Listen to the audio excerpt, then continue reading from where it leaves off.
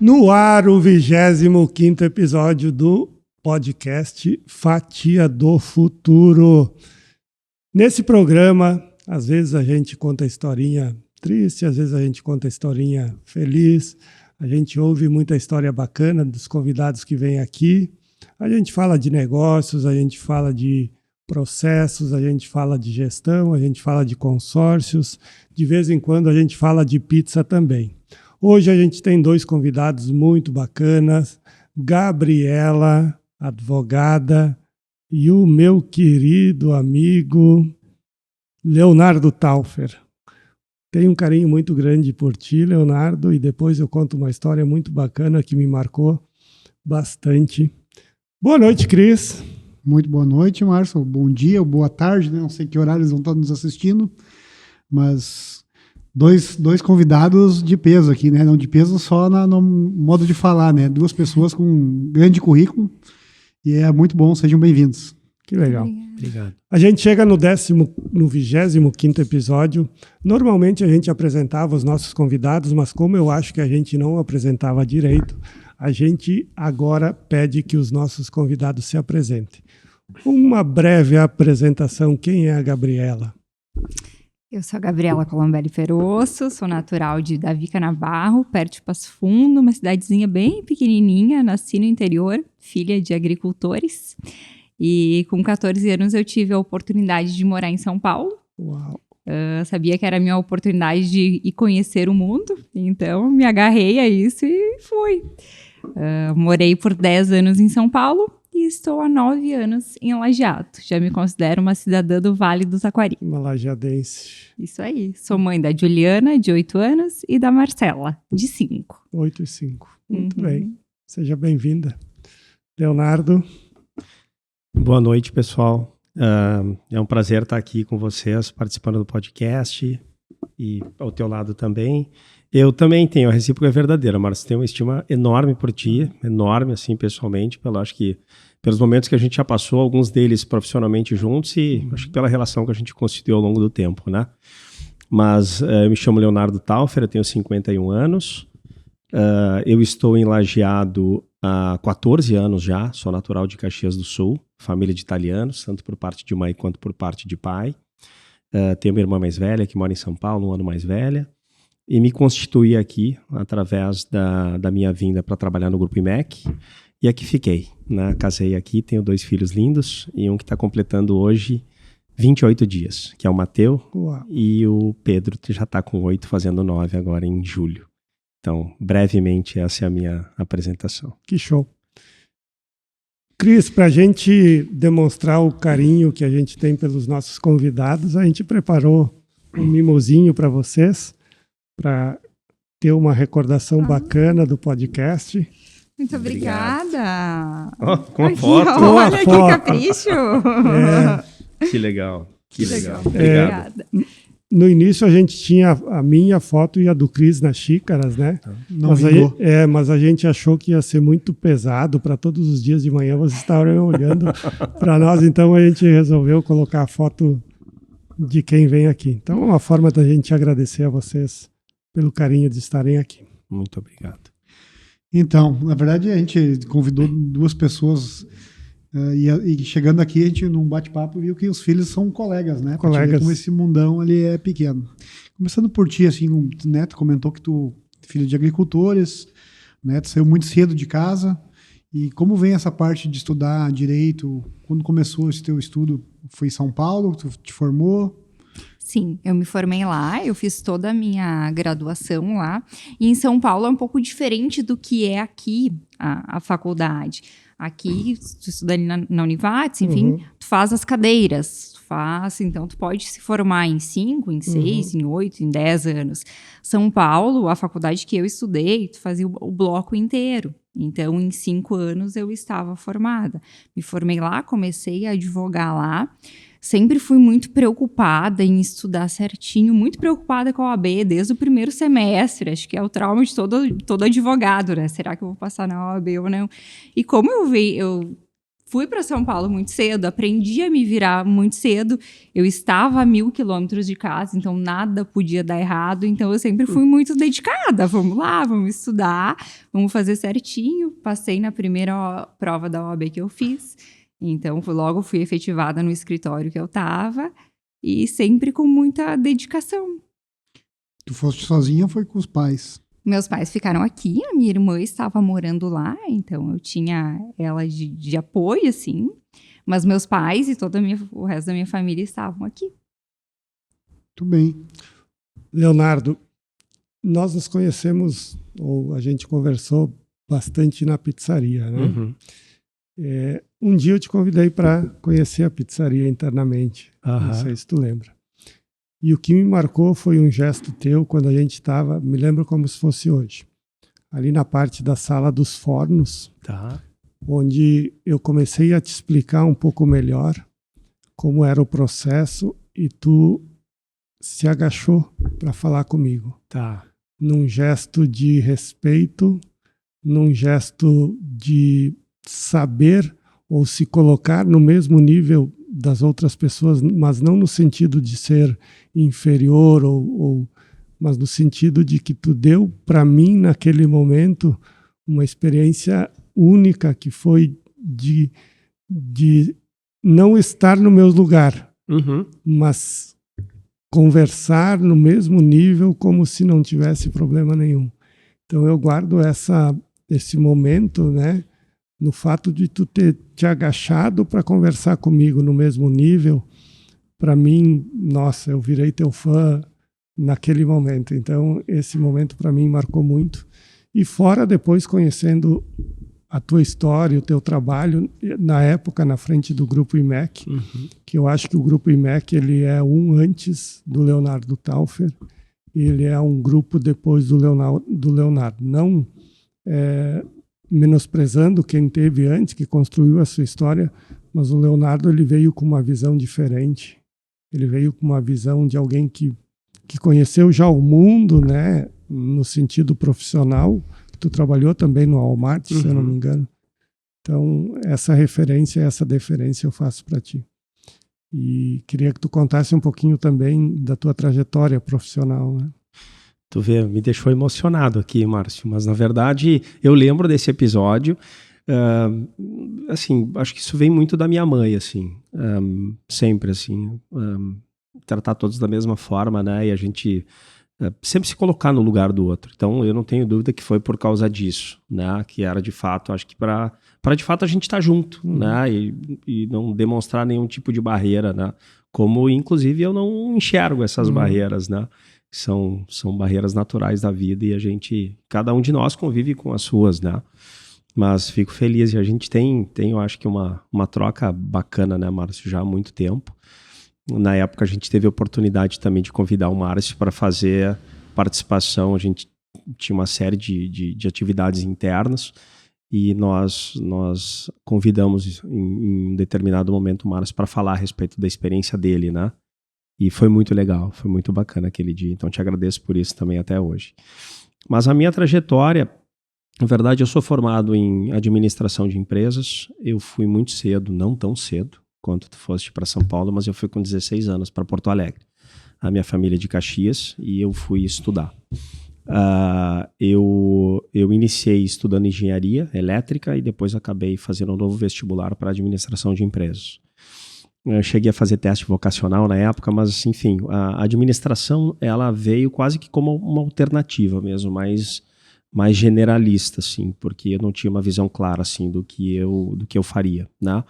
E eu acabei me identificando muito rapidamente com gestão, tive a oportunidade de fazer alguns estágios, mas me identifiquei de fato quando eu ingressei no Sonai, uma empresa varejista de ascendência portuguesa. Ficou bastante tempo no Brasil, proprietária de algumas marcas importantes, né? Supermercados Nacional, Maxi Atacado, Hipermercados Big. E eu acabei iniciando a minha carreira como um comprador, né? E eu até me auto-intitulo, até hoje, como comprador. O que eu mais gosto de fazer é interagir com fornecedores, assim, é uma coisa que eu gosto muito de fazer. Mas acabei desenvolvendo a minha carreira no varejo dessa forma, né? Então, passei pelo Sonai. Em 2005, o Walmart comprou os ativos do Sonai no Brasil, então eu passei a ser o Walmart, fiquei até 2010. Depois girei bastante, já estava em São Paulo, morei fora do Brasil. E aí voltei em 2011 para o Brasil e no início de 2012 para o Grupo IMEC em Lajeado, né? Cidade que me acolheu muito bem e eu sou muito grato a isso também, né? Acabei constituindo família aqui e cá estou até hoje. Legal. Dentro da tua experiência no Walmart, né? Tu conheceu vários supermercados, vários não segmentos, mas que trabalham. Eles são de... Qual é o Walmart? Walmart é uma empresa americana. Tem diferença entre os americanos e os brasileiros na forma de trabalhar, ou enfim? O Walmart é uma empresa de uma riqueza cultural absurda, assim, né? Assim como o Sonai também era, assim, uma empresa de ascendência europeia, né? Mas eu tive, assim, acho que sorte de estar no lugar certo na hora certa. A gente não vê, assim, muitas mudanças, né? As pessoas que vieram para cá também, muitas delas, a gente teve interação com muitos americanos também. Assim, a gente não vê, assim, a gente vê muitas mudanças culturais, mas a cultura, né, específica do Walmart é muito bonita, assim, do fundador, do Sam Walton, que é uma pessoa que tinha uma visão muito clara de reduzir o custo de vida das famílias através do varejo, do supermercado, né? E foi isso que ele começou fazendo com uma loja e hoje o Walmart e ainda é a maior empresa, uma das maiores empresas privadas, é uma empresa de capital aberto nos Estados Unidos, mas é a maior varejista do mundo já, né, há décadas, então uma empresa com uma cultura muito bonita. Mas assim, a gente não percebe grandes mudanças, assim, mas uma empresa muito determinada de fato através dessa vocação, né, que é de fato, eles têm isso como um mantra, né, reduzir o custo de vida das famílias através do varejo, né. Uma história bonita, assim, e foi, eu acho que isso que me fez ficar um bom tempo, né, sair de uma empresa com ascendência europeia para uma americana. Tem mudanças importantes, assim, na forma como europeus e americanos manejam, né, a gestão, mas acho que consegui me adaptar, assim, bem e colher, eu acho que aprender bastante nesse processo, né. Falando em reduzir custos, né, tu reduz custos das famílias. A tua especialidade é reduzir custos das empresas, é isso? Isso aí, a gente tem então um escritório de advocacia, onde a gente é focado no atendimento de empresas, e muita gente fala, como é que advogado gosta de trabalhar com problema todo dia, né? E eu sempre falo, é muito bom resolver problemas. Então, todo dia a gente tem a oportunidade de ajudar a resolver problemas. Seja na parte preventiva, ali na parte empresarial, seja na parte tributária também, que eu atuo tanto no escritório de advocacia, quanto na empresa ASP Gestão Tributária, que a gente faz mais a parte administrativa. Então, estar do lado das empresas, porque são muitos desafios, né? O empresário, ele tem uma carga muito grande nas costas. E a gente, quando a gente pega um cliente, a gente realmente pega. Esses dias eu brincava no escritório, a gente é mãe em casa e é mãe aqui também, porque se o cliente tem um problema, nunca é isolado, o nosso perfil de escritório não é chegar e dizer, isso aqui é da contabilidade, não é meu. Isso aqui tu vê lá com o teu RH, não é comigo. Não, vamos lá, vamos resolver, vamos pegar o telefone e ligar para a contabilidade, saber como é que vai processar isso aqui para dar certo, sempre pensando no melhor para o cliente e em poder ajudar ele de uma maneira que ele fique satisfeito e que a gente não seja mais tem que falar com o escritório, vai ser difícil, lá eles são engessados. Não, trazer essa visão humanizada. Foi por isso que eu decidi também ter o meu escritório, porque eu pensei, é isso que eu quero imprimir de personalidade. E as gurias lá que trabalham comigo, somos um escritório, ambos os escritórios, só de mulheres, então todas têm essa mesma visão de serem resolvedoras de problemas todos os dias, poder otimizar o custo das empresas, reduzir a carga tributária de maneira legal, conhecer o cliente, saber como ele pensa, esse cliente é mais conservador, esse é mais arrojado, em todos os aspectos, tanto no aspecto tributário quanto no aspecto trabalhista. Muitas vezes, tem elementos para tu dar uma justa causa para o funcionário, mas a gente sabe que o cliente não pensa assim. Então, e ali no dia a dia, apoiando as empresas para tentar reduzir um pouquinho o peso da burocracia brasileira. A gente está numa transição de tributação, tem a reforma tributária agora, né? Sim. Esclarece um pouquinho para nós também, como empreendedor e como dono de negócio. Vai ficar bom? Vai ficar ruim? Como é que... Porque hoje está muito confuso ainda, né? A gente está numa transição dos impostos, né? Sim, eu acho que vai ficar mais confuso e depois vai ficar bom. Toda mudança gera um anseio, né, de como vai funcionar. A gente ainda não tem os sistemas definidos, a gente está na transição, né? Então, vai ficar mais confuso. Mas vai separar a empresa organizada da empresa que não é. Vai separar a empresa que se organizou esse ano, que pensou em fluxo de caixa, da que não pensou. A que não estiver organizada, que não tiver se preparado para isso, tende a sair do mercado. Uhum. E também, na minha visão, vai trazer uma justiça tributária maior, porque vai diminuir os meios de sonegação. Uhum. Quando tu diminui os meios de sonegação, tu promove uma justiça tributária maior, porque hoje a gente tem, às vezes, aquela empresa que não tributa está ali competindo de igual para igual com a empresa que tributa tudo e se torna injusto. Então, quanto mais sistemas que amarram, eu sei que o empresário, ninguém gosta de pagar tributo, porque a gente tem uma crítica que é geral, de que a gente acaba não vendo tanto o retorno. Então, quando tu não vê o retorno, é ruim de pagar uma coisa que tu não vê o retorno.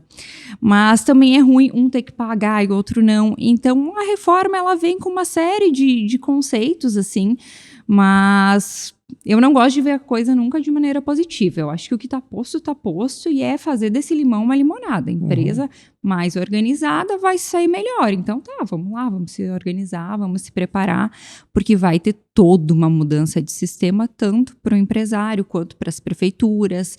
Hoje, a gente tem a tributação... eu tenho uma indústria aqui, a tributação fica aqui. Agora vai mudar a lógica, a tributação é pelo consumo. Então, todo mundo vai ter que se organizar de maneira diferente. Por exemplo, se tem uma empresa de São Paulo que vende um produto ou um serviço aqui em Lajeado, o imposto, né, teoricamente, ele fica na cidade agora, né? Não fica na cidade na origem, né? Não, fica no consumo. Fica no consumo. Fica no consumo. Isso. Pode falar, desculpa. Então, em vez de tu fomentar a vinda de indústrias, tu vai ter que fomentar o comércio. E é muito diferente do que era, né? Na tua visão como gestor que foi do Grupo IMEC, as margens normalmente desses setores elas são baixas, né? Quais os principais fatores que tu tem que trabalhar numa rede destas para te ter lá no final um resultado bacana, né? É imposto, é gestão de produto, é gestão de pessoas. Como tu trabalhava com os setores dentro do negócio? Bom, acho que só pegando o gancho com essa última fala, acho que eu vejo muito a reforma tributária também no sentido de simplificação, né? Sim. Porque sim. a gente tem assim um sem número assim de nuances relacionadas à questão tributária que faz com que a gente até assim a gente não, mas haja brecha para esse nível de sonegação que a gente tem hoje, né? Então, acho que esse é um ponto importante assim da simplificação. E também acredito que depois talvez desse possível trauma que vai ser a mudança, né? A tendência é que as coisas venham a melhorar. E no varejo, né? De fato, assim, o varejo acaba sendo quase que um agente que é comissionado pela venda, porque a agregação de valor do varejo é muito baixa, né? Então a gente acaba tendo margens muito apertadas. Assim, claro que algumas categorias as margens são maiores, outras categorias as margens são menores, mas para quem trabalha com alimento, né, a gente acaba tendo uma cesta ali de alimentos que ela compõe um sem número de categorias, com uma margem média muito baixa. Então, obviamente a gente olha para as questões tributárias, né?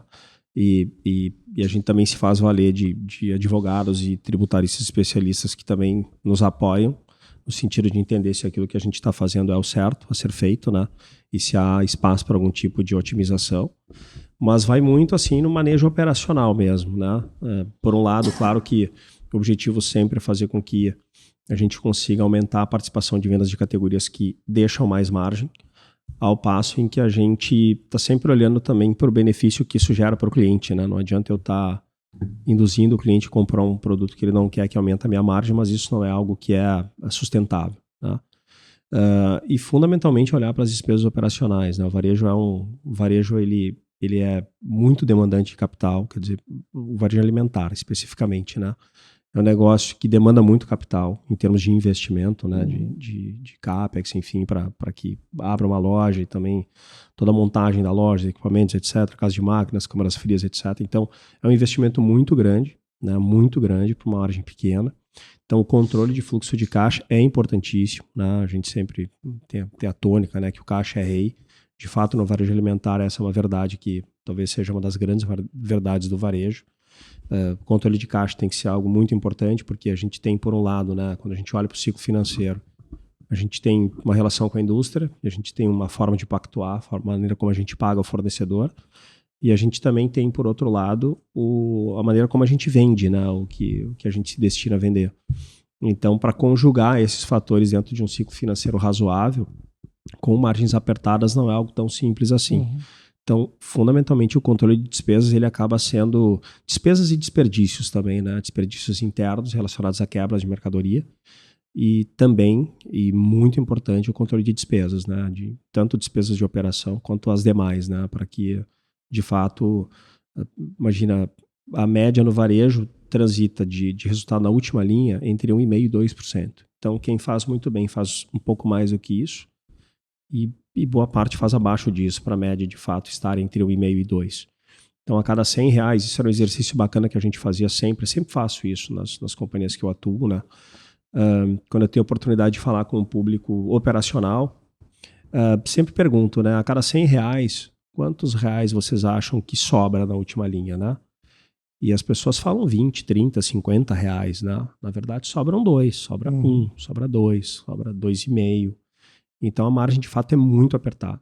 Então, tem que ter um ajuste fino aí, praticamente, de todas as variáveis do resultado para que a gente consiga, de fato, fazer com que o negócio possa ser bem sucedido, né? Acho que essa é a grande tônica, assim, que a gente persegue no varejo alimentar, mas no varejo em si, ele, assim, com margens um pouco diferentes entre os segmentos, mas o varejo, em geral, não atua de forma muito diferente a isso.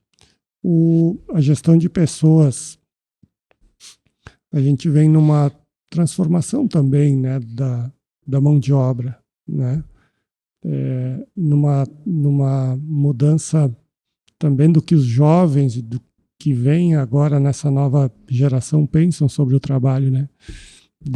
Tu percebia dificuldade, agora talvez tu tá um pouco fora, né, do que tu trabalhava anteriormente.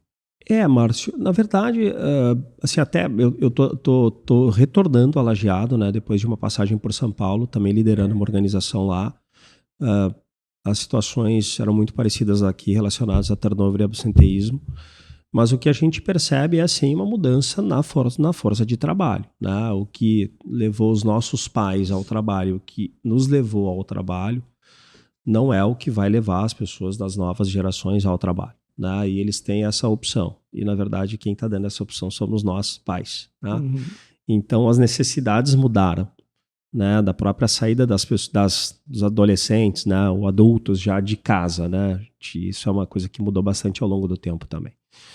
Então, o que eu vejo é assim, o varejo especificamente, mas eu acho que as empresas, isso vale para todas as empresas e para todos os segmentos. A gente vai ter que entender como lidar com isso, né?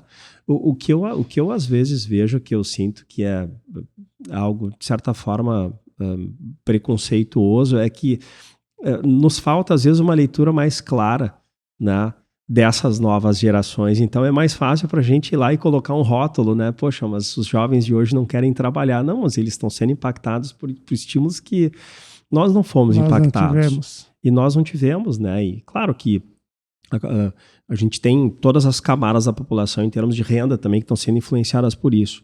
Mas a gente tem, assim, inevitavelmente uma melhora da qualidade de vida da população ao longo das décadas, né? E o que faz essas pessoas buscarem mercado de trabalho está se transformando. Então, esse, para mim, é um dos motivos pelos quais eu vejo que acho que é muito mais a forma como a gente enxerga isso e consegue, através desse olhar, né? Entender como é que eu consigo oferecer condições para que as pessoas queiram trabalhar. Claro que com empregos mais ou menos atrativos, né? O varejo alimentar ele acaba sendo, e o varejo como um todo, a porta de entrada para o mercado de trabalho para as pessoas, né? Para a população em si, principalmente a população jovem, né?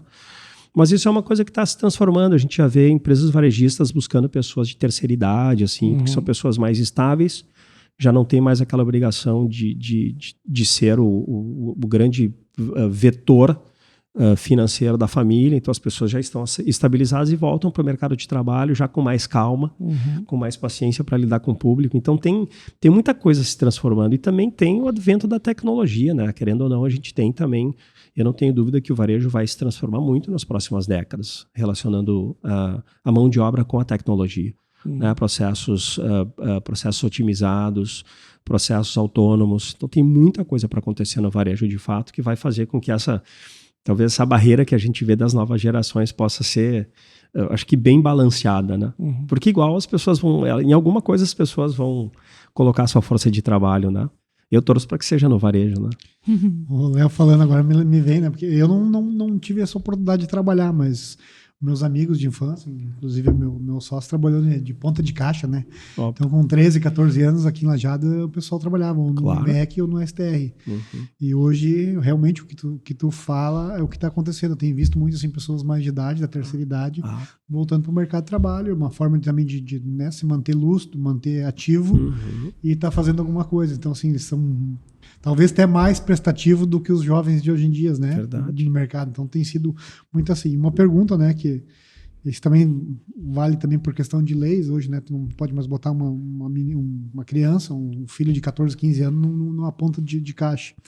Mas quero que tu me diga assim, né, como tu enxerga hoje, por exemplo, assim, no parte de eletrodomésticos, essas coisas assim, muito se compra internet. E agora eu tenho visto uma mudança até no mercado. Por exemplo, vou comprar uma latinha de Nescau, vou comprar um saco de arroz. As coisas têm feito... É mais uma questão de tributação, que vocês vão ter que ter esse cuidado, mas a internet também está vindo para esse mercado de entregar. Tu compra hoje, amanhã está na tua casa. Não precisa mais ir na IMEC, no centro, ou no mercado do bairro. Sim. Acho que a gente tem, inevitavelmente, o varejo alimentar sendo afetado, por isso que a gente já vê que outras categorias já foram muito fortemente impactadas, né? Eletroeletrônicos, enfim, é difícil a gente saber ou pensar o que não foi impactado pelo comércio eletrônico. Mas não pode ser diferente com o varejo alimentar. E, na verdade, as grandes redes, se a gente olhar, todas as redes, acredito que em Lajeado, possuem também a sua ferramenta, ou seu canal de vendas online, né? São parênteses, dentro do IMEC, nós testamos o teu app de venda online, não sei se tu lembra. Lá atrás, né? Foi durante a pandemia, isso. Verdade. Verdade, Márcio. A gente, acho que deixa eu lembrar. Acho que a gente criou alguns vouchers, né? Com alguns valores. A gente escolheu, assim, alguns negócios para poder testar a ferramenta antes de entrar em produção. E acho que, claro, vocês foram uma delas, né? Isso aí. Que legal, Márcio.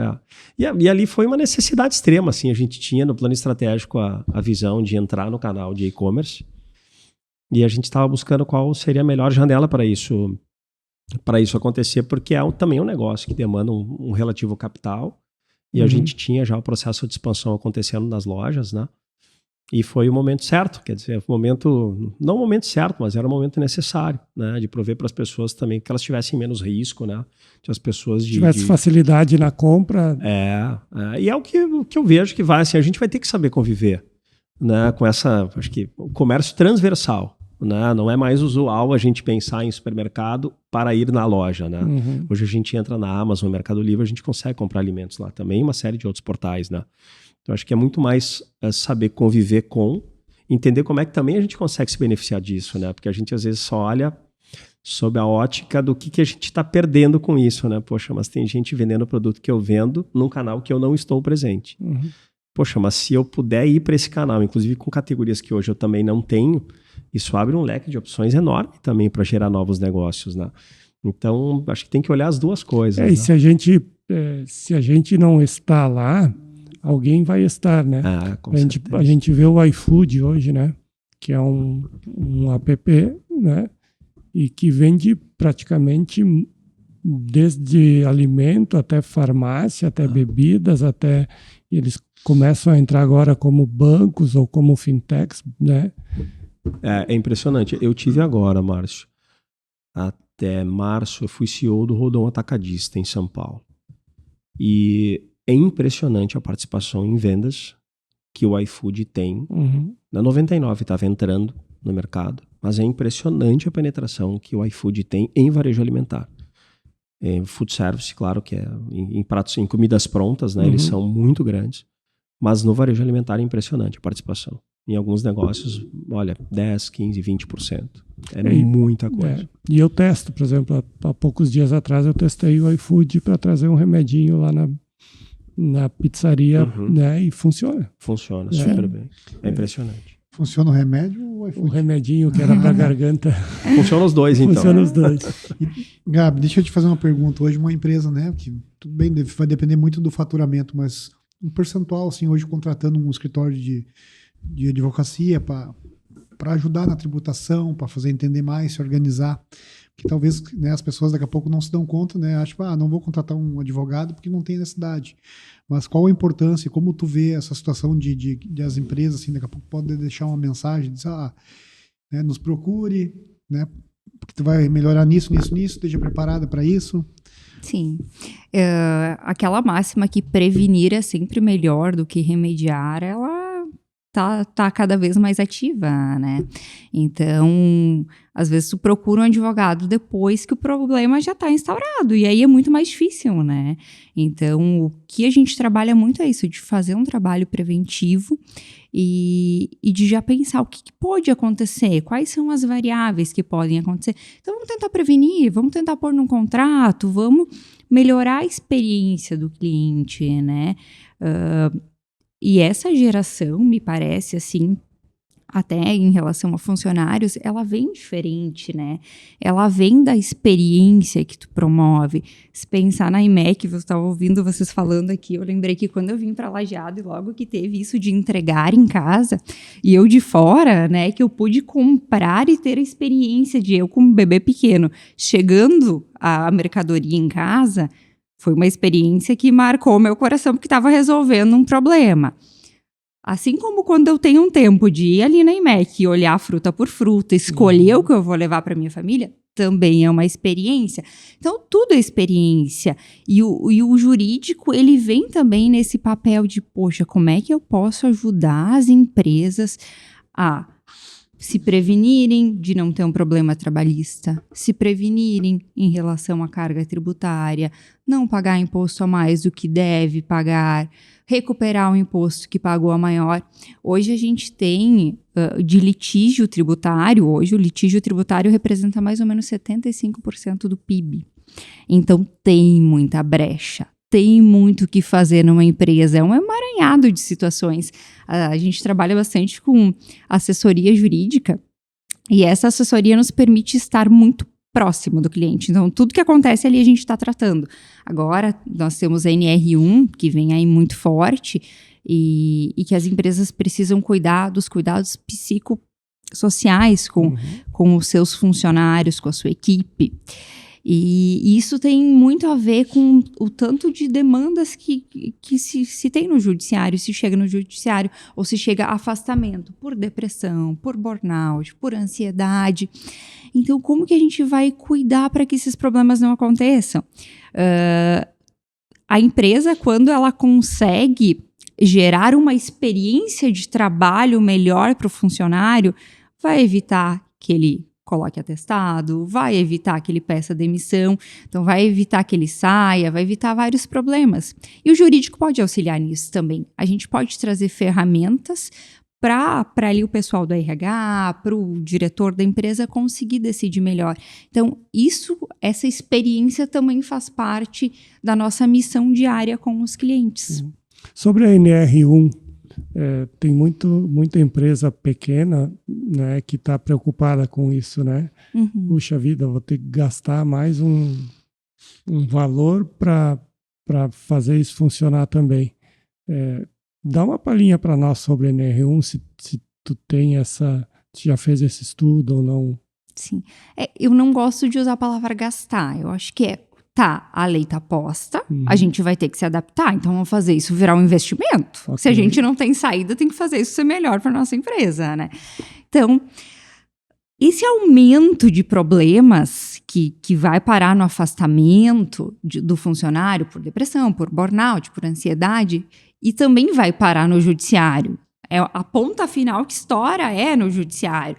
Um processo trabalhista, muitas vezes, é porque teve um desligamento que não foi bem conduzido. O funcionário, até então, estava tudo certo, mas quando ele saiu, não houve um bom desligamento, ele ficou com raiva, foi lá, entrou na justiça. Às vezes, realmente, a empresa não pagou certo, mas não é sempre, né? Tem empresas e tem empresas. E isso também é uma coisa que a gente trabalha muito, é tu construir uma reputação. Porque o juiz, quando ele vai analisar o caso, ele vai ver a reputação que a empresa tem. Essa empresa está sempre aqui com demanda trabalhista, vai juntar ali o documento, não tem nada para juntar, não consegue provar. NR1 fala muito também de prova.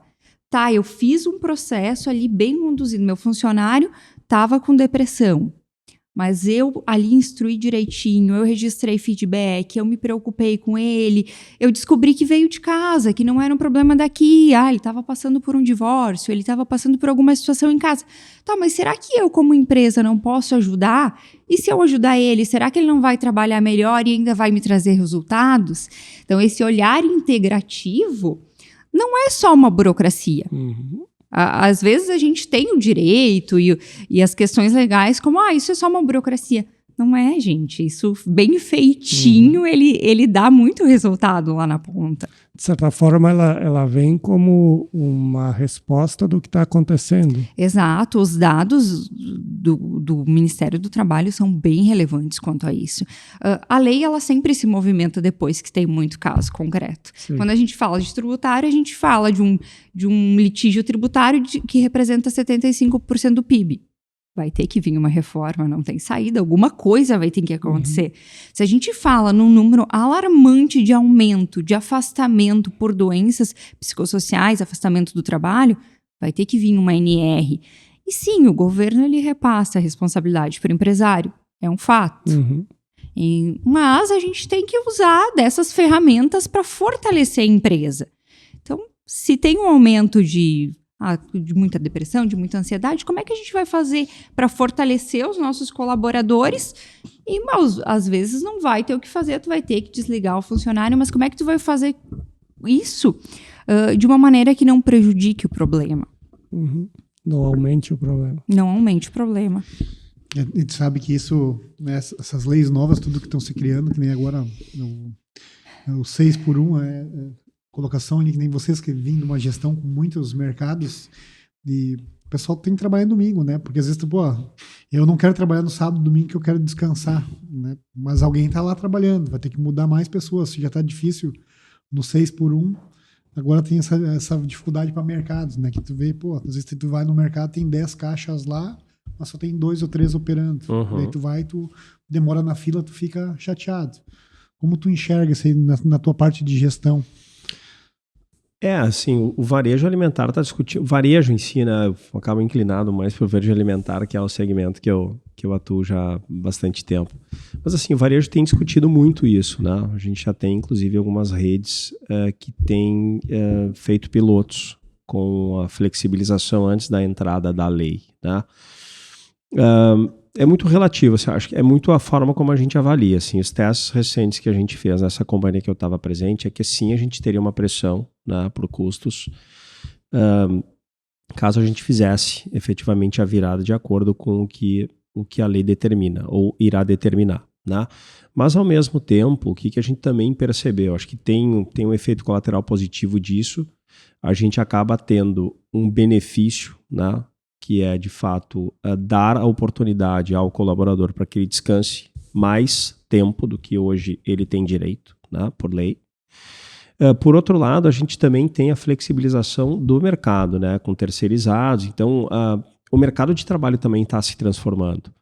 Então, a gente também tem pessoas que, por um lado, a gente tem pessoas que não gostariam de trabalhar no final de semana. Por outro lado, a gente tem pessoas que estão ociosas e disponíveis para trabalhar só no final de semana. E isso a gente tem hoje, dentro da lei trabalhista, a gente tem essa permissão, entre aspas, para poder fazer com que isso seja de fato uma realidade. Então, acho que tem um viés que é de preocupação do setor com isso, né? Quanto isso de fato para um segmento que tem margens muito baixas pode impactar a despesa. Só para vocês terem uma ideia, em média a despesa de pessoal em uma rede de varejo ela equivale a 50% da despesa total. Então qualquer coisa que a gente mexe nessa despesa tem um impacto gigantesco, né? Naquela margem de 1,5% a 2% que a gente falou antes. Vai subir 1 ponto percentual sobre a receita operacional líquida, a minha despesa. Bom, eu vou perder 1% do meu lucro em função disso, que já é baixíssimo, né? E então, assim, tem alternativas para isso. Então, da mesma forma, assim, eu acho que e tudo aquilo que vem no momento em que a gente não está preparado, a gente tende a resistir. Então, assim, eu até entendo que essa resistência tem começado a dissipar, pelo menos a maior intensidade dela. Porque é natural, né? A gente está com os quadros, as redes estão com os seus quadros ajustados para a escala atual, né? E a gente vai ter que se adaptar, né, com uma mudança importante nesse aspecto, né? Então vai ter que fazer um redimensionamento de quadro importante para que isso possa ser possível. E principalmente, em alguns casos, aumentando o quadro para poder fazer com que isso aconteça. Mas, por outro lado, é grande a chance de também a gente trabalhar com mais pessoas que não estejam o tempo todo trabalhando conosco nessa jornada e possam, de fato, ser pessoas que possam trabalhar em jornadas mais curtas, né? Serem quase que trabalhar por empreitada, assim, né? Trabalhar só nos finais de semana, em dias específicos. Então, a lei já permite que isso seja feito também. Então, acho que é muito do manejo, né? É olhar para isso como uma oportunidade ou como um problema, né? Pô, tem um problema aqui, tem uma pressão gigantesca por aumento de despesa, o que eu faço com isso? Eu enxergo dessa forma. Acho que tem, para tudo, um pouco do que a gente estava falando antes, né? O ônus e o bônus, né? E se a gente consegue olhar isso como oportunidade de fazer com que o nosso colaborador tenha uma qualidade de vida maior, talvez ele vai se ausentar menos, o absenteísmo vai melhorar, talvez ele rode menos, o turnover vai melhorar. Então a gente também pode pensar nos efeitos colaterais que isso vai nos trazer, né? E tem muitos efeitos colaterais positivos, tá? Então é dessa forma que eu avalio e que a gente vinha discutindo na companhia que eu estava trabalhando. E nessas questões elas mexem naquilo que já está mais ou menos organizado, claro, né? Tu imagina no varejo, por exemplo, que está acostumado grande parte trabalhar 7 dias por semana e de repente vem uma legislação que diz, olha, tem que mudar isso aí e tem que ser, né? Essa parte de tributação também, para vocês também mexe bastante, né? Algumas empresas que vocês atendem também tem essa mudança que tem que fazer na lei também do 7 por... Antes era 6 por 1. Tem cliente hoje que tu atende que vai mudar? Que vai diminuir a escala, vai impactar para todo mundo, né? Eu acho que na parte tributária, o que a gente vê que conversa muito com os mercados e nos mercados que a gente atende é a questão da infinidade de produtos cadastrados, né? E muito a questão de revisar tributação, isso é algo que impacta bastante. Um produto cadastrado errado pode gerar uma tributação que tu não precisava pagar. Se a gente pegar, tem uma linha de produtos que são chamadas de monofásicos, que a indústria recolhe a tributação pela cadeia inteira. Então, quando chega lá no mercado, o mercado não precisa recolher. Se ele está cadastrado errado no sistema, e pode acontecer, às vezes um número, às vezes aquele produto mudou de código e não foi mudado no sistema, tu acaba tendo uma tributação a maior. Então, com certeza, um tributo sendo recolhido a maior vai diminuir a margem. Então, são vários pontos para se cuidar, né? E o que pode acontecer também, e que é normal, né? Assim como a gente pode tem os dois lados, né? Pode estar pagando mais imposto e pode não estar pagando imposto devido. E isso, assim, não é uma coisa tão rara assim de acontecer. Eu lembro que nós, assim, nas empresas que eu trabalhei, em alguns ciclos a gente vai lá e roda análises para 100% do sortimento para entender se os novos cadastros estão adequados. Porque, eventualmente, o processo de cadastro é extremamente burocrático, ele sem número de informações que a gente tem que imputar ali, sistêmicas, né?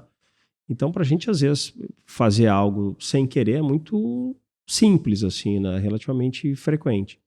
Então, tanto para pagar mais ou para não estar pagando, não por intenção, mas por um cadastro errado, efetivamente, né? E tem muitas discussões nisso, né? A gente já pegou casos assim que a indústria mandou com um cadastro, com uma tributação de 12, mas na verdade era 17. E o mercado foi autuado por estar recolhendo, mas daí ele chega para nós e diz, mas a indústria me mandou com a nota desse jeito, então como é que eu não vou confiar no que está na nota? Não, mas o certo seria de outra forma. E nesses casos não tem defesa, tá errado, tem que recolher a diferença. O inteligência artificial está batendo na nossa porta há bastante tempo, né? Mas agora, aliás, antes batia, agora chegou com o pé na porta, né? Dentro do teu ramo, do teu setor, como vocês enxergam isso? Tem que vir como uma ferramenta, mas não pode vir como substituto. Então, quando a gente vai olhar um processo, não é jogar lá na inteligência e deixar ele fazer a defesa. Não. Tem que ter esse olhar humano. Sim, ele é uma ferramenta. E a gente usa isso como uma ferramenta. Por exemplo, a gente faz uma contestação, joga lá no chat, pede para ele como é que o outro advogado vai se manifestar disso, onde eu preciso amarrar melhor.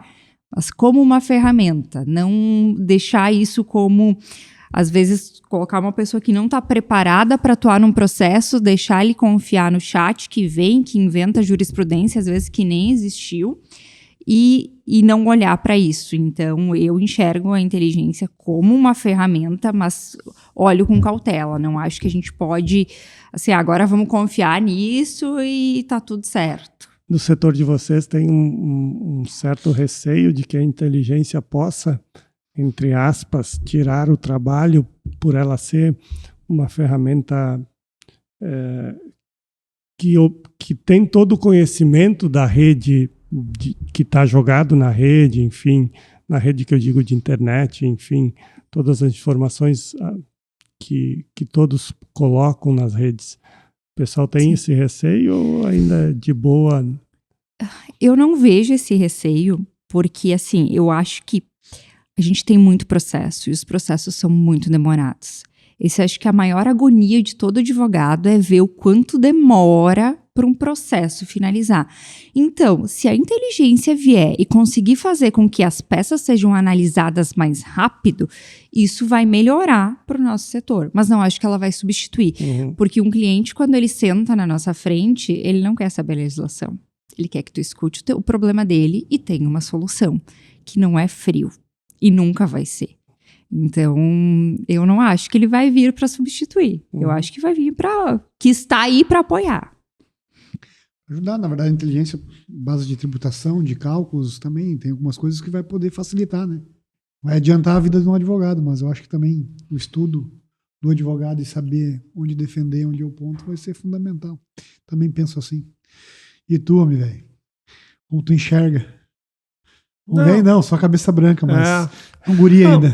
Mas não, vou na mesma linha, assim, eu acho que é muito difícil para a gente conseguir imaginar onde isso vai chegar, né? Quando a gente ouve essas pessoas que trabalham em desenvolvimento ou são grandes especialistas em inteligência artificial, o que elas falam é que a gente está em uma curva muito parecida com a curva do início dos anos 2000 com a internet. Então, quando a gente olha, a gente passou praticamente 10 anos, né? Se a gente pega o fenômeno da internet, nos primeiros 10 anos, pouca coisa aconteceu. A gente saiu lá da internet de escada, né? A gente foi mudando de tecnologia, mas não tinha uma visão clara do uso ainda da tecnologia, né? Do que a internet viria a se transformar. E o que eu vejo é o que está acontecendo agora também com a inteligência artificial. A gente já vê usos específicos da IA, né? Praticamente todos nós aqui, de alguma forma, já somos impactados e já nos fazemos valer do benefício que a inteligência artificial ela nos oferece. Mas eu acho que é muito difícil a gente saber ainda quais vão ser, de fato, os grandes vetores assim, de alavancagem da inteligência artificial. Eu não tenho dúvida, né, que para todos os segmentos a gente vai ter uma mudança grande para mão de obra repetitiva, para tudo aquilo que é repetitivo, né, e pode ser replicável. Eu não tenho dúvida que a inteligência artificial ela vai ser um substituto para esse tipo de mão de obra, né?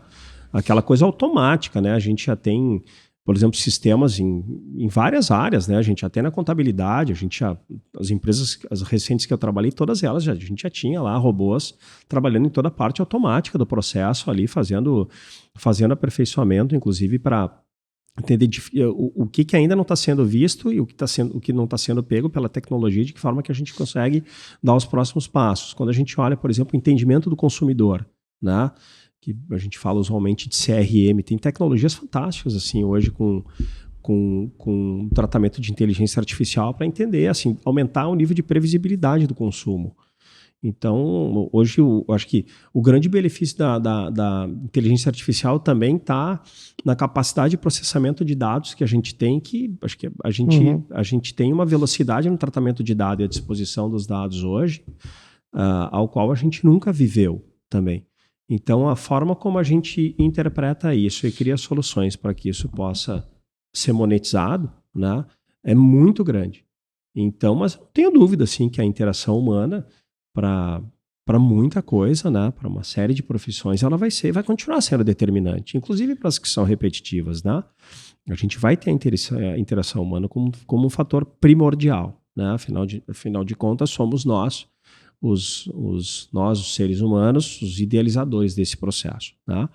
Então, eu não tenho dúvida da importância, mas sim, imagino que para aqueles setores, para aquela mão de obra que de fato é essencialmente e extensivamente repetitiva, a gente vai acabar tendo uma sobreposição dela em relação ao que se faz hoje, né? Me permite, né, pode lembrar do tempo de pandemia, ou até mesmo, principalmente depois da enchente, né, que os mercados estavam superlotados, e antes tu ir no mercado, as filas que tinham um atendente davam fila, e o atendimento sim.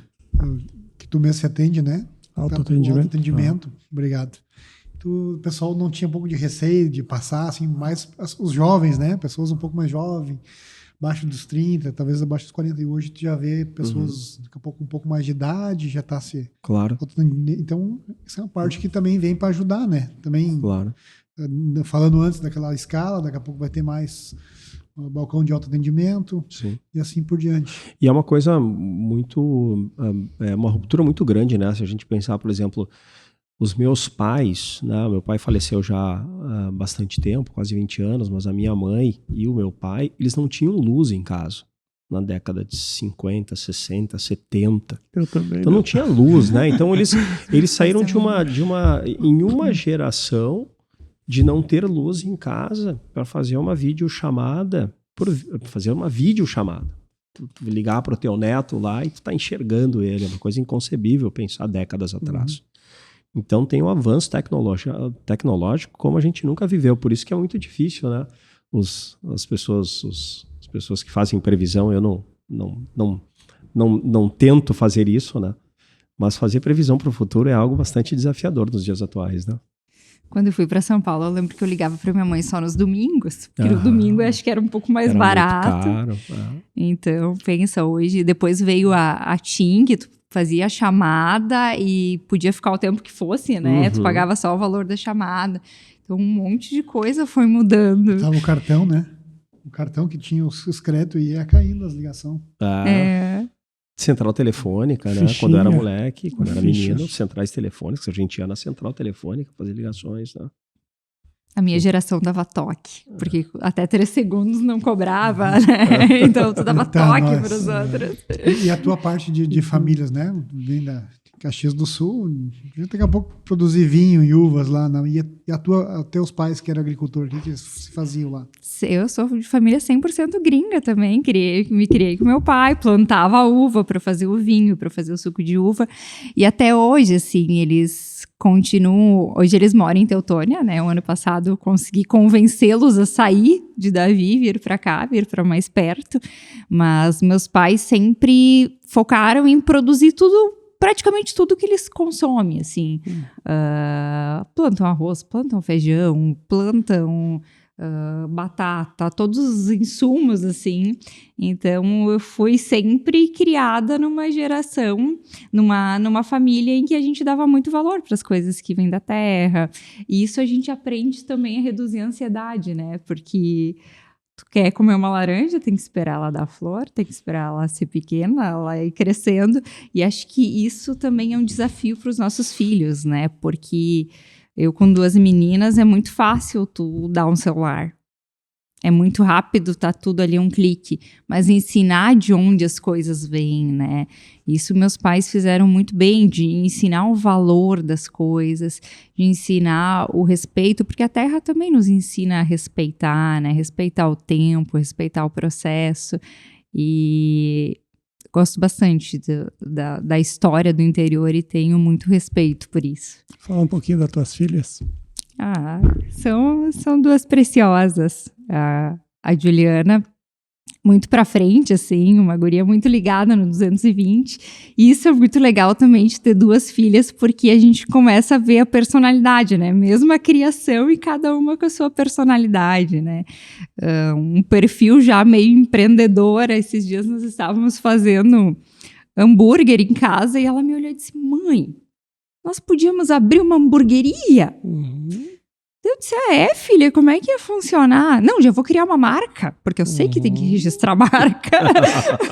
Disse: olha, tô ensinando bem, né? E a Marcela, um perfil assim mais docinho, pra ela tudo é muito lúdico, tudo é muito, vamos brincar de boneca. Então é muito legal de ver elas crescendo, cada uma com a sua personalidade.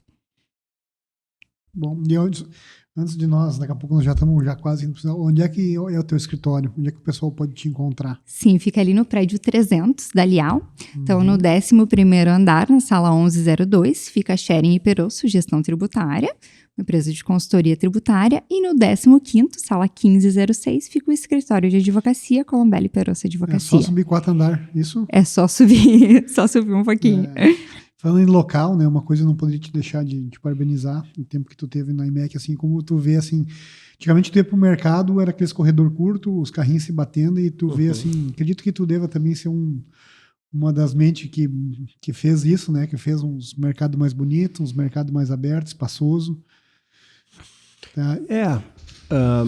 A gente sempre no varejo tenta compatibilizar, né, a oferta de produto com a navegabilidade do cliente, porque é uma ciência, né? E a gente se engana às vezes ao pensar que colocando mais produto na gôndola o cliente vai comprar mais, né? Na verdade, estudos dizem justamente o contrário. O cliente ele passa por um processo de estresse muito grande quando ele tem, na média, né? Quando ele tem muitas opções, muitas ou inúmeras opções, centenas de opções de compra em uma gôndola. Então, a gente já vê um movimento das redes de supermercado, e principalmente supermercados, né, que trabalham com um sortimento mais amplo, reduzindo a variedade de produtos nas gôndolas. Porque o possível benefício que isso gera, na verdade, ele é contrabalançado por um nível de frustração enorme. A pessoa não consegue, às vezes, escolher rapidamente, ela se frustra e, às vezes, não compra. Então, a gente está passando por um processo, que é um desafio, na verdade, né? Por um lado, a oferta muito grande da indústria, por inovação, por novos lançamentos, e, por outro lado, compatibilizar isso com, de fato, o que o cliente quer. E aí eu acho que o que a gente está falando de inteligência artificial e tecnologia ajudou muito a gente nas escolhas de como fazer isso, né? De como fazer para ter, de fato, um sortimento que seja funcional, que não onere o caixa das organizações de varejo também, né? Função do custo de capital, mas esse é um grande desafio, mas na medida do possível, sim. Isso é um viés importante que eu tenho, assim, né? Não só do varejo, do ponto de vista econômico financeiro, mas do ponto de vista do cliente, sabe? De que forma que a gente consegue, de fato, melhorar a experiência de compra do cliente na loja. Ou na loja, ou hoje em dia nos sites, né? Sabe, Leonardo, que a gente tem na pizzaria, e eu sou de uma geração ou de um tempo que é um pouco resistente ainda, né? Tá.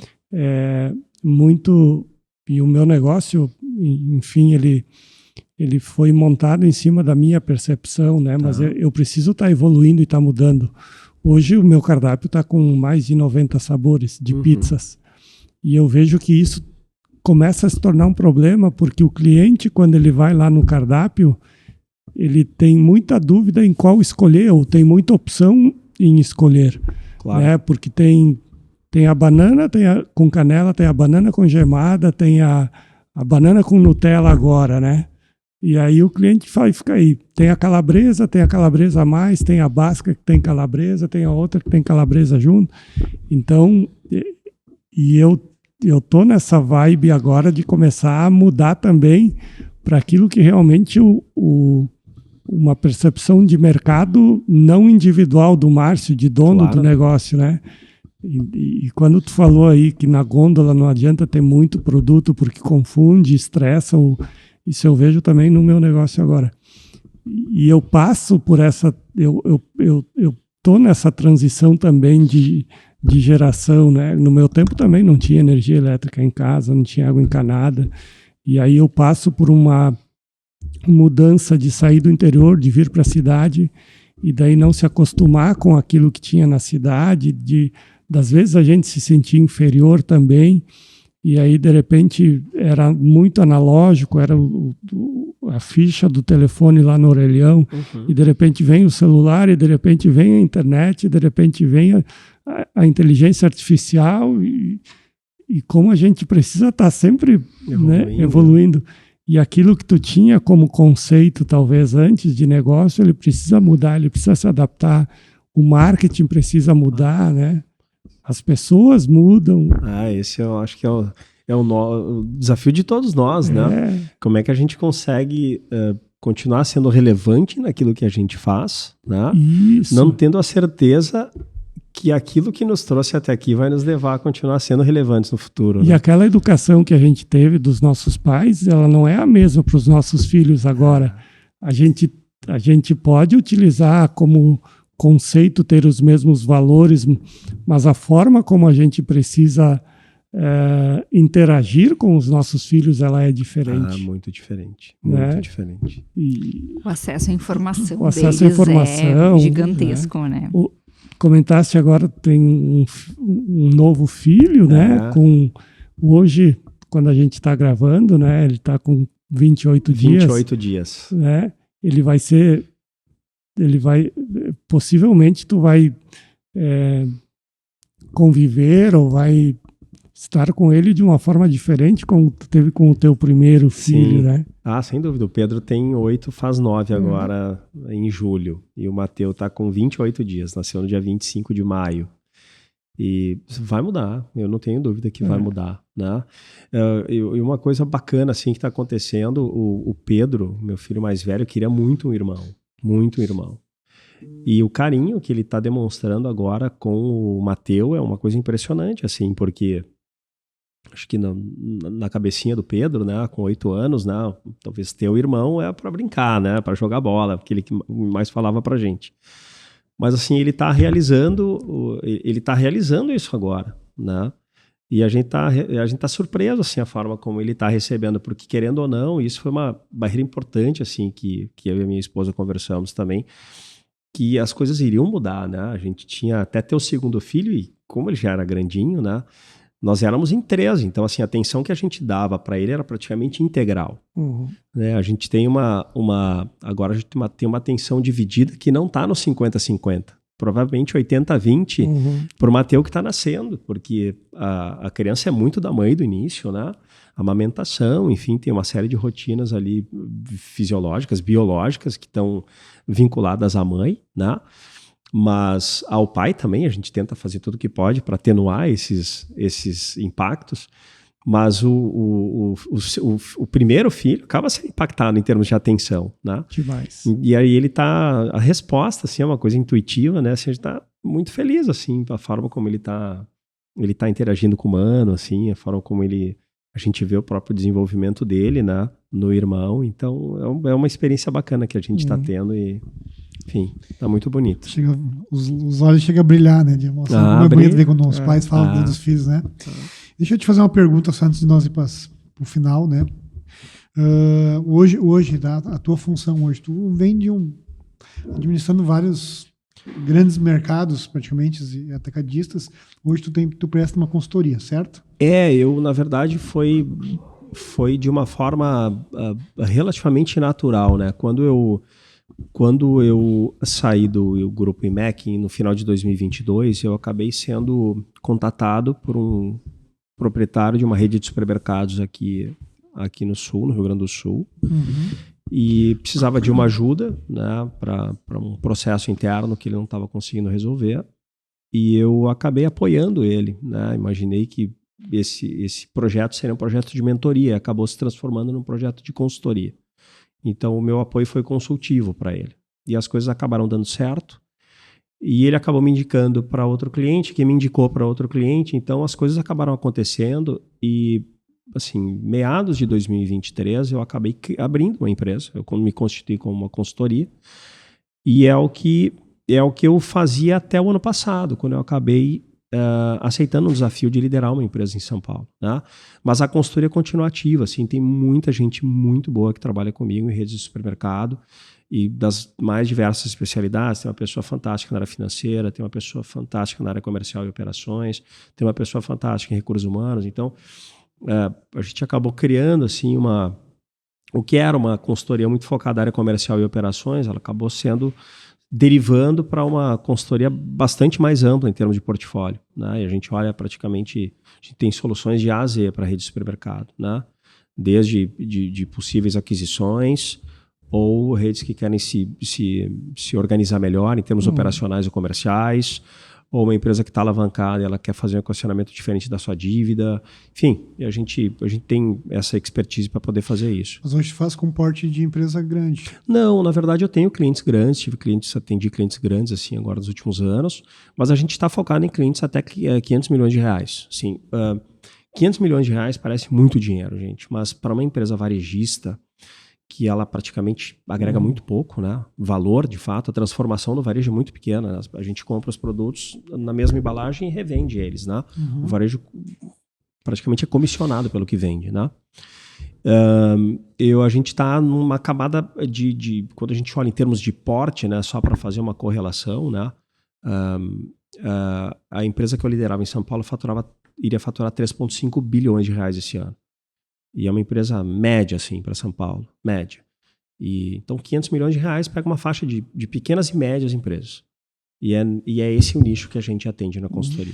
E hoje, alguém que for querer contratar o Léo, como é que é o nome da empresa e aonde? Atuna Gestão é o nome da empresa, né? Trabalha também com sucessão familiar? Um pouco? Assim, a gente não tem uma especialidade de sucessão familiar.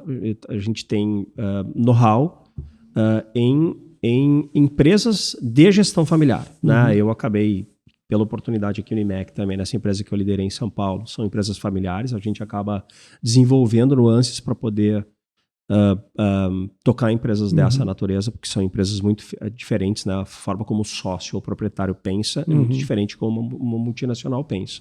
O sócio, ele olha para o dinheiro no bolso. Então, assim, o cuidado é muito diferente, né? Não tem nem melhor nem pior, mas é diferente. Então, a gente trabalha com isso, mas nós não temos especialização para trabalhar com sucessão familiar. Mas tem inúmeros clientes que nós temos que estão entre gerações, né? A primeira geração, a segunda estão deixando e os filhos ou os netos estão assumindo. Então, isso é muito comum, mas a gente acaba apoiando em processos como esse também. O nosso bate-papo aqui, ele passa rápido, quando tudo que é bom dura pouco, parece, né? Vai passando muito rápido, a expertise de vocês, nos setores de vocês, dá para ver que o Márcio fez as escolhas certas para nós poder falar dentro desses assuntos. E a gente sempre tenta elaborar um pouquinho de pergunta, vocês falam de tudo um pouco, mas a gente sabe que sempre ficou alguma pergunta talvez que vocês gostariam de responder. Então eu peço que, daqui a pouco, começando por ti, alguma pergunta que a gente não te fez, mas que tu gostaria de responder. É uma saia justa para vocês. Sim. Né? Daqui a pouco que queira falar, que daqui a pouco poderia ter falado sobre isso, quero deixar um recado sobre isso. Daqui a pouco também já quer deixar um recado, a gente chama, né, uma fatia do futuro, deixar alguma ideia que tu queira deixar, se daqui a pouco a gente fez todas as perguntas, mas alguma coisa que tu queira passar, que vai agregar no futuro de alguém que está te enxergando. A gente sempre deixa o pessoal numa saia justa no final. Eu gostaria de falar para quem estiver nos ouvindo, para serem apaixonados pelo que fazem. Eu vejo que a nova geração, às vezes, a gente fala que é diferente, mas tudo que a gente faz com paixão, no que a gente faz, a gente faz melhor. E seja no segmento que for, seja na advocacia, seja no tributário, seja no segmento que for, não é fácil a gente sustentar toda a bagagem que a gente leva no dia a dia, todos os problemas que a gente resolve. Então, a gente tem que gostar muito do que a gente faz. Então, esse é o meu recado para quem está nos ouvindo. Da minha parte, eu acho que o porquê da indicação, assim, a gente recebeu um questionário, né? E tinha lá a indicação de um livro. E é a primeira vez que eu não indico um livro de gestão. Normalmente, quando eu participo de algo parecido com o que a gente está vivendo aqui, eu indico um livro de gestão, né? O que tem relação com o assunto que a gente vai falar. Mas eu falei do livro A Coragem de Ser Imperfeito, né? E talvez eu pensei, poxa, será que eles vão me perguntar por que eu indiquei esse livro, né? Mas acho que a gente saber conviver, eu tenho um desafio grande com isso, né? Como saber conviver com aquilo que a gente ou não faz bem, ou que a gente, com os nossos erros, né? Com as coisas que a gente, por qualquer motivo que seja, a gente não acerta. Então, esse é um livro muito bacana, assim, que eu recomendo, né? A partir do momento em que eu li ele, eu li na saída do IMEC, quando eu saí do IMEC, esse livro, que foi um momento importante para mim, assim, de vida.